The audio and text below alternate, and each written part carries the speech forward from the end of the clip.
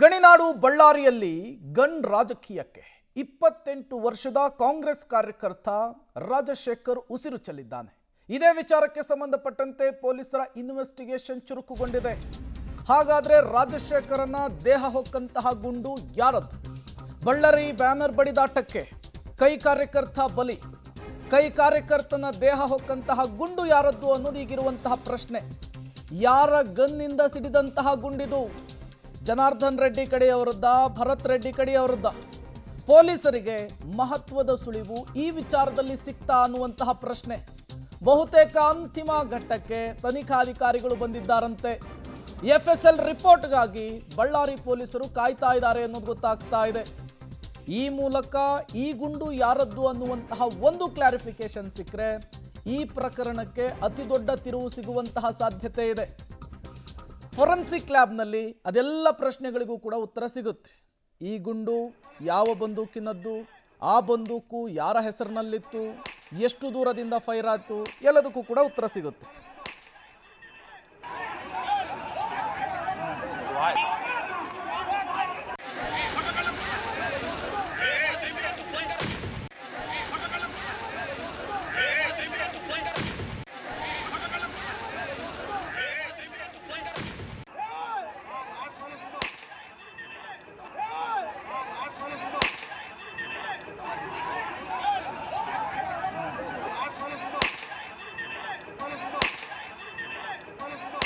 ಈಗಾಗಲೇ ಪೊಲೀಸರ ಇನ್ವೆಸ್ಟಿಗೇಷನ್ ಚುರುಕುಗೊಂಡಿದೆ. ಎಫ್ಎಸ್ಎಲ್ನಲ್ಲಿ ಇದಕ್ಕೆ ಸಂಬಂಧಪಟ್ಟಂತೆ ಒಂದಿಷ್ಟು ಖಚಿತ ಮಾಹಿತಿ ಸಿಗಬೇಕಾಗಿದೆ. ಅದಕ್ಕಾಗಿಯೇ ಪೊಲೀಸರು ಕಾಯ್ತಾ ಇದ್ದಾರೆ. ಈ ಗುಂಡು ಯಾವ ಬಂದೂಕಿನಿಂದ ಬಂತು ಅನ್ನೋದು ಗೊತ್ತಾದರೆ ಆ ಬಂದೂಕು ಯಾರ ಹೆಸರಿನಲ್ಲಿದೆ ಅನ್ನೋದು ಕೂಡ ಗೊತ್ತಾಗುತ್ತೆ.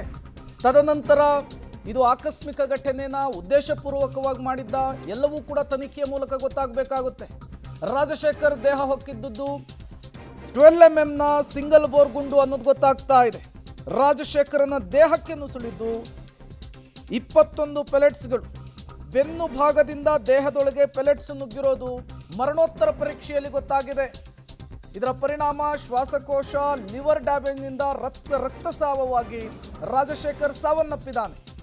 ದೇಹದಲ್ಲಿದ್ದಂತಹ 21 ಪೆಲೆಟ್ಸ್ಗಳು ಕೂಡ ಎಫ್ಎಸ್ಎಲ್ಗೆ ರವಾನೆಯಾಗಿದೆ. ವಿಧಿವಿಜ್ಞಾನ ಪ್ರಯೋಗಾಲಯದಲ್ಲಿ ಈ ಎಲ್ಲ ವಿಚಾರಕ್ಕೆ ಸಂಬಂಧಪಟ್ಟಂತೆ ಕೂಲಂಕುಷವಾಗಿ ತನಿಖೆಯನ್ನು ನಡೆಸಿ ಒಂದು ರಿಪೋರ್ಟನ್ನು ಸದ್ಯದರಲ್ಲಿಯೇ ಪೊಲೀಸರ ಕೈ ಸೇರುತ್ತೆ.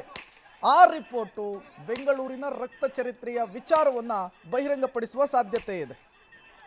ಮತ್ತಷ್ಟು ಡೀಟೇಲ್ಸನ್ನು ಕೊಡೋದಕ್ಕೆ ಅಮರೇಶ್ ನೇರ ಸಂಪರ್ಕದಲ್ಲಿ ಜಾಯಿನ್ ಆಗಿದ್ದಾರೆ. ಅಮರೇಶ್, ಈ ಗುಂಡು ಯಾರದ್ದು, ಯಾರ ಹೆಸರಿನಲ್ಲಿದ್ದಂತಹ ಬಂದೂಕು, ಜೊತೆಗೆ ಇವರ ಉದ್ದೇಶ ಏನಾಗಿತ್ತು, ಎಲ್ಲವೂ ಗೊತ್ತಾಗಬೇಕು ಅಂದರೆ ಎಫ್ಎಸ್ಎಲ್ ರಿಪೋರ್ಟ್ ಪೊಲೀಸರ ಕೈ ಸೇರಬೇಕಾಗುತ್ತೆ.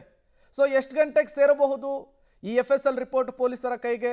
ಜೊತೆಗೆ ಈ ವಿಚಾರಕ್ಕೆ ಏನೆಲ್ಲ ಬೆಳವಣಿಗೆಗಳು ಸದ್ಯಕ್ಕೆ ಆಗ್ತಾ ಇದೆ ಅಂತ? ಪ್ರೇಮ್ ಕುಮಾರ್, ಆ ಒಂದು ರಿಪೋರ್ಟ್ಗೋಸ್ಕರ ಇದೀಗ ಬಳ್ಳಾರಿಯ ಪೊಲೀಸರು ಕಾಯ್ತಾ ಇದ್ದಾರೆ. ಅದೇ ಕಾರಣಕ್ಕೋಸ್ಕರ ADGP ಅವರು ಕೂಡ ಬಳ್ಳಾರಿಯಲ್ಲಿ ಬೀಡ್ಬಿಟ್ಟೋದ್ರ ಮೂಲಕ ಏನು ಬುಲೆಟ್ ರಾಜಶೇಖರನ ದೇಹದೊಳಗೆ ಹೋಗಿತ್ತು, ಅದು ಯಾರ ಗನ್ನಿಂದ ಬಂದಿರುವಂಥದ್ದು ಮತ್ತು ಯಾರು ಫೈರ್ ಮಾಡಿದ್ರು ಅನ್ನುವಂಥ ರೀತಿಯಲ್ಲಿ ಅವರು ಈಗಾಗಲೇ ಮಾಹಿತಿಯನ್ನು ಪಡೆದುಕೊಳ್ತಾ ಇದ್ದಾರೆ. ಅಂದರೆ ಯಾವಾಗ ರಿಪೋರ್ಟ್ ಸಿಗುತ್ತೆ, ರಿಪೋರ್ಟ್ ಸಿಕ್ಕ ಕೂಡಲೇ ಅದನ್ನು ತದನಂತರದಲ್ಲಿ ಪತ್ತೆ ಹಚ್ಚುವಂಥ ಕೆಲಸವನ್ನು ಮಾಡ್ತಾರೆ. ಈಗಾಗಲೇ ಒಂದಿಷ್ಟು ಜನ ಖಾಸಗಿ ಗನ್ ಮ್ಯಾನ್ಗಳೇನಿದ್ರು ಅವರ 5 ಗನ್ಗಳನ್ನು ಕೂಡ ಈಗಾಗಲೇ ವಶಕ್ಕೆ ತೆಗೆದುಕೊಂಡಿದ್ದಾರೆ. ಮತ್ತು ಅದರಲ್ಲಿ ಯಾವ್ಯಾವ ಗನ್ಗಳು ಯಾವ್ಯಾವ ಬುಲೆಟ್ಗಳಿತ್ತು ಅನ್ನುವಂಥದ್ದು, ಮತ್ತೊಂದು ಕಡೆಗೆ ರಾಜಶೇಖರನ ದೇಹ ಹೊಕ್ಕಿರ್ತಕ್ಕಂಥ ಬುಲೆಟ್ ಏನಾದರೂ ಆ ಒಂದು ಗನ್ಗಳಲ್ಲಿ ಸಿಗ್ಬೋದು ಅನ್ನುವಂಥ ರೀತಿಯಲ್ಲಿ ಕೂಡ ಪತ್ತೆಯನ್ನು ಮಾಡ್ತಾ ಇದ್ದಾರೆ. ಒಟ್ಟಾರೆಯಾಗಿ 12mm ಸಿಂಗಲ್ ಬ್ಯಾರಲ್ ಗನ್ ಏನಿತ್ತು ಅದರಿಂದನೇ ಅದು ಆಗಿರುವಂಥದ್ದು, ಅದೇ ಬುಲೆಟ್ ಹೋಗಿರುವಂಥದ್ದು. ಮತ್ತೊಂದು ಕಡೆಗೆ ಆ ಒಂದು ಮಿಲೆಟ್ಸ್ ಏನಿರ್ತದೆ ಪ್ರೇಮ್ ಕುಮಾರ್, ಅದು ತೀರಾ ಹತ್ತಿರದಿಂದ ಹೊಡೆದಿರೋದ್ರಿಂದ ಆ ಮಿಲೆಟ್ಸ್ ಒಟ್ಟು 21 ಚೂರುಗಳು ರಾಜಶೇಖರನ ದೇಹದೊಳಕ್ಕೆ ಒಕ್ಕೊಂಡಿವೆ ಅನ್ನುವಂಥದ್ದು ಈಗಾಗಲೇ ಗೊತ್ತಾಗಿರುವಂಥದ್ದು. ಹೀಗಾಗಿ ಅದು ತೀರಾ ಹತ್ತಿರದಿಂದ ಬಂದಿರೋದ್ರಿಂದ ಯಾರು ಅದನ್ನು ಫೈರ್ ಮಾಡಿರ್ಬೋದು ಅಥವಾ ಅದು ಎಲ್ಲಿಂದ ಬಂದಿರ್ಬೋದು ಅನ್ನುವಂಥದ್ದು ಕೂಡ ಈಗಾಗಲೇ ಪೊಲೀಸರು ತನಿಖೆಯನ್ನು ಆರಂಭ ಮಾಡಿದರೆ. ಆದರೆ ಒಂದು ರಿಪೋರ್ಟ್, ಅಧಿಕೃತ ರಿಪೋರ್ಟ್ಗೋಸ್ಕರ ಇದೀಗ ಪೊಲೀಸರು ಕಾಯ್ತಾ ಇದ್ದಾರೆ. ಹೀಗಾಗಿ ಪೊಲೀಸರು ತನಿಖೆಯನ್ನು ಕೂಡ ತೀವ್ರಗೊಳಿಸಿದರೆ ಮತ್ತು ಎಫ್ಎಸ್ಎಲ್ ಟೀಮ್ನಲ್ಲೂ ಕೂಡ ಈಗಾಗಲೇ ಹಲವು ಸಾಕ್ಷ್ಯಗಳನ್ನು ಸಂಗ್ರಹ ಮಾಡಿರೋದ್ರಿಂದ ಅಧಿಕೃತವಾಗಿ ಒಂದು ರಿಪೋರ್ಟ್ ಸಿಕ್ಕ ಕೂಡಲೇ ಮತ್ತಷ್ಟು ಈ ಒಂದು ತನಿಖೆ ವೇಗಕ್ಕೆ ಚುರುಕುಗೊಳಿಸುವಂಥ ಕೆಲಸವನ್ನು ಪೊಲೀಸರು ಮಾಡ್ತಾರೆ. ಪ್ರೇಮ್ ಕುಮಾರ್. ಅಮರೇಶ್, ಇದು ಆಕಸ್ಮಿಕ ಘಟನೆನ ಅಥವಾ ಉದ್ದೇಶಪೂರ್ವಕವಾಗಿಯೇ ಶೂಟ್ ಮಾಡಿ ಹತ್ಯೆಯನ್ನು ಮಾಡಲಾಯ್ತಾ ಅನ್ನುವಂತಹ ಅನುಮಾನ ಇದೆ ಈ ಪ್ರಕರಣದಲ್ಲಿ. ಬಹುತೇಕ ಈ ಪ್ರಶ್ನೆಗೂ ಕೂಡ ಎಫ್ಎಸ್ಎಲ್ನ ರಿಪೋರ್ಟೇ ಉತ್ತರವನ್ನು ಕೊಡಬಹುದಾ ಅಂಥೇಳಿ?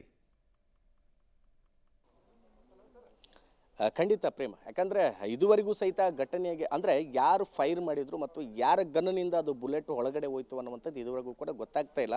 ಹೀಗಾಗಿ ಅಲ್ಲಿ ಗುಂಪಿನಲ್ಲಿ ಇದ್ದವ್ರೆ ಅದನ್ನೇನಾದ್ರು ಫೈರ್ ಮಾಡಿದ್ರಾ ಅಥವಾ ಈ ಕಡೆ ಇದ್ದವ್ರು ಏನಾದ್ರು ಫೈರ್ ಮಾಡಿದ್ರಾ ಅನ್ನುವಂಥದ್ದು ಪತ್ತೆ ಹಚ್ಚೋದಕ್ಕೋಸ್ಕರ ಇದೀಗ ಪೊಲೀಸರು ಹಲವು CC ಕ್ಯಾಮ್ರಾಗಳನ್ನು ಕೂಡ ದೃಶ್ಯಾವಳಿಗಳನ್ನು ಸಂಗ್ರಹ ಮಾಡಿದ್ದಾರೆ. ಮತ್ತೊಂದು ಕಡೆಗೆ ಎಲ್ಲಿ ಮೊಬೈಲ್ ಸಾಮಾಜಿಕ ಜಾಲತಾಣಗಳಲ್ಲಿ ಓಡಾಡ್ತಕ್ಕಂಥ ದೃಶ್ಯಾವಳಿಗಳನ್ನು ಕೂಡ ಸಂಗ್ರಹ ಮಾಡಿದ್ದಾರೆ. ಹೀಗಾಗಿ ಅವೆಲ್ಲವನ್ನೂ ಕೂಡ ಮುಂದಿಟ್ಕೊಂಡು ಕೂಲಂಕುಷವಾಗಿ ಪರಿಶೀಲನೆಯನ್ನು ಕೂಡ ಮಾಡ್ತಾ ಇದ್ದಾರೆ. ಅಂದ್ರೆ ಇದರಲ್ಲಿ ಯಾರು ಯಾವ ಉದ್ದೇಶವನ್ನು ಇಟ್ಕೊಂಡ್ರು ಈ ಶೂಟ್ ಮಾಡಿದ್ರು ಅನ್ನುವಂಥದ್ದು ಗೊತ್ತಾಗಬೇಕಾಗೋದು ಯಾವಾಗಂದ್ರೆ ಪ್ರೇಮ್ ಕುಮಾರ್, ಅದು ಯಾರ ಗನ್ನಿಂದ ಬಂದಿತ್ತು ಅನ್ನುವಂಥದ್ದು ಅಧಿಕೃತವಾದ ಮೇಲೆ ಇದನ್ನು ಉದ್ದೇಶಪೂರ್ವಕವಾಗಿ ಮಾಡಿದ್ರು ಅಥವಾ ಅದು ಆಕಸ್ಮಿಕವಾಗಾಯಿತು ಅನ್ನುವಂಥದ್ದು ಹೊರಗಡೆ ಬರುತ್ತೆ. ಅದರ ಸದ್ಯಕ್ಕಿರುವಂಥ ಮಾಹಿತಿ ಪ್ರಕಾರ ಇದು ಆಕಸ್ಮಿಕವಾಗಿ ಆಯಿತು, ಉದ್ದೇಶಪೂರ್ವಕವಾಗಿ ಆಯಿತು ಅನ್ನುವಂಥದ್ದು ಗೊತ್ತಾಗ್ತಿಲ್ಲ. ಆದರೆ ಯಾರ ಗನ್ನಿಂದ ಈ ಒಂದು ಬುಲೆಟ್ ಹೊರಗಡೆ ಬಂತು ಫಸ್ಟ್ ಅದನ್ನು ಪತ್ತೆ ಹಚ್ಚುವಂಥ ಕೆಲಸದಲ್ಲಿ ಇದೀಗ ಪೊಲೀಸರು ಮುಂದಾಗಿದ್ದಾರೆ Prem. Okay, thank you Amaresh ತಮ್ಮೆಲ್ಲ ಮಾಹಿತಿಗಾಗಿ. ಆತ್ಮರಕ್ಷಣೆಗೆ ಅಂಥೇಳಿ ಲೈಸೆನ್ಸ್ ಮೇಲೆ ಗನ್ಗಳನ್ನು ಬಂದೂಕುಗಳನ್ನು ಕೊಡ್ತಾರೆ. ಬಟ್ ಇಲ್ಲಿ ಆತ್ಮರಕ್ಷಣೆಗೆ ಬದಲಾಗಿ ಬೇರೆಯವರ ಮೇಲೆ ಈ ಗನ್ ಪ್ರಯೋಗ ಆಗಿರುವಂಥದ್ದು.